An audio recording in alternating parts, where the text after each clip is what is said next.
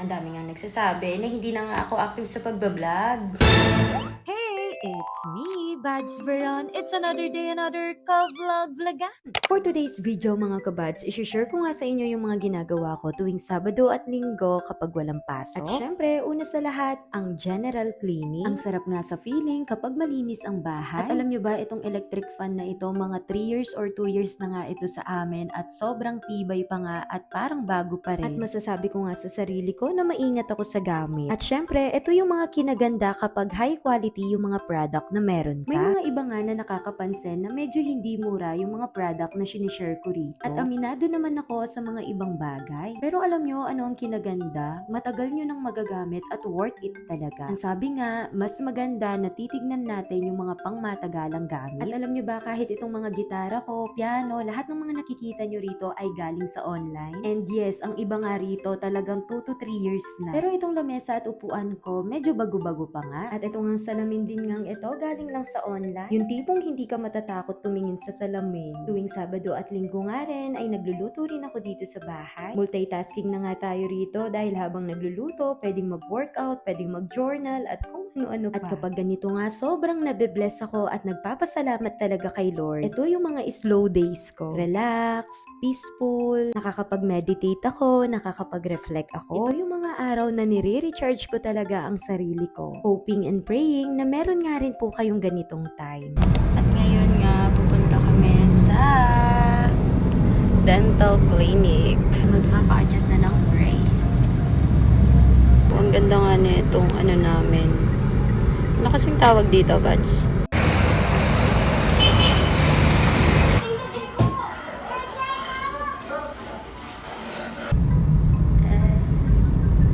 Color black naman ngayon. Hindi na siya black and white. Wala ng Fusion Alley.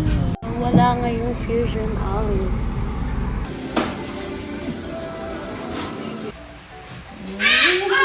Oh, sige, dali. Ay, alam niya rin yung wow piece. Uso yun ngayon. Yung...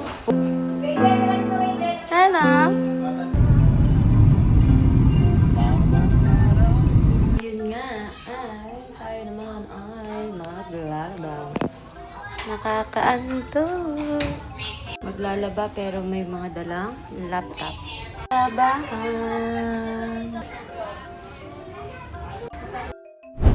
At sabi ko nga, bago nga kami sumabak sa pagtuturo, gusto ko na munang mag-relax kaya pumunta kami sa Araya. Pero sa totoo lang, dalawa nga yung purpose namin kung bakit kami pumunta rito. May mga nagtatanong nga kung bakit hindi na raw ako nagba-vlog. Sa totoo lang, consistent pa rin naman ako sa pagpo-post ko. Yun nga lang, yung mga ganitong klaseng vlog, voice over, mga pinupuntahan, mga kaganapan, medyo nabawasan nga. Alam nyo, sa totoo lang, masaya nga ako kapag nasi-share ko yung mga ibang kaganapan ko sa inyo. Yung something na may inspire, may mamomotivate, pinapakita ko yung paano ako kasaya and ka-bless. At syempre, yung paano ako ka-grateful kay Lord. At hindi lang yun, syempre yung mga journey ko, paano yung proseso na napaglabanan natin yung mga bagay-bagay sa buhay. Pero alam nyo ba, hanggang ngayon, kina-question ko yung sarili ko.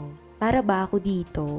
Para ba sa akin to? Itutuloy ko pa ba to? May mga sumusuporta pa ba? Nadadagdagan ba? O stagnant tayo? Worth it pa ba itong ituloy? Ano yung benefits nito sa buhay ko? Sa mga nakakapanood? Ano yung gagawin ko para mag-improve ako? Paano lumago? Nag-iisip pa ako ng something na magandang pundasyon. Yung magiging consistent ako at yung outcome siguradong maganda, may benefit sa mga manonood. At syempre, yung may kapalit din yung mga effort na ginagawa rin natin. Yung tipong ang dami kong tanong, ang dami kong gustong gawin. At pwede bang magtanong sa'yo, anong klaseng content ba ang gusto mong makita? At saang content mo ba ako napanood o nagustuhan?